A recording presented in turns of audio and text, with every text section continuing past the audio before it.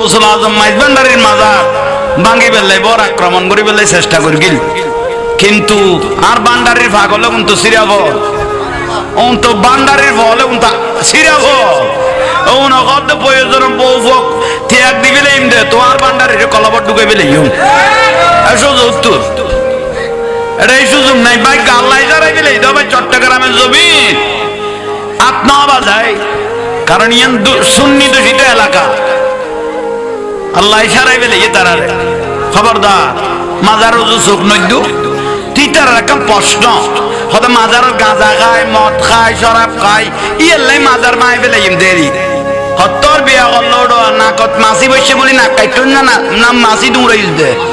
তো তুই মাজার কা বানাই গেল যে মদ খারি তোর ধরি আনি জেরত জ্বালাই দেছ না তুই মাজার কা বানাই গেল